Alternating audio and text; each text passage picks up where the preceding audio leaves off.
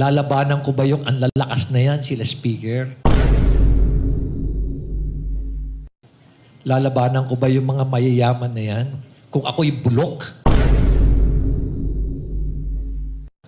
Diba?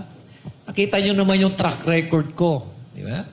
When I was in 2006, I fought a very corrupt administration. Nakulong ako. I was a very popular colonel because we just finished yung annihilating the Abu Sayyaf. I was about to be promoted to general. The first general in my class. Pero anong ginawa ko? I sacrificed my career to fight for what is right. Diba? Ganon din yung Mama Sapano. I fought for what is right. Ganon din yung Albayalde. I fought for what is right. Diba?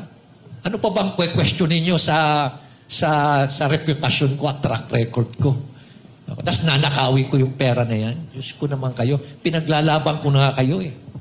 Kayo nga ang pinaglalaban ko. Yung mga anak ninyo, mga apo nyo. Sinong gumawa yan? Sa history ng Baguio na pinaglaban kayo. Fighting for what is right for the future of Baguio and for the future of this country. Willing to sacrifice everything. Willing to die for this country. Have you fought the enemy of the state? Wala naman. Diba? Napalalabasin yung bulok ako. Nakakasakit din. Na ipinaglaban ko nga kayo, nakikipagpatayan nga ako para sa inyo. Nakakasakit din eh. Tao rin ako, Apo. Ha? Tao din po ako. Hindi po ako manid, hindi po ako robot. I came from the military. Tao din po ako.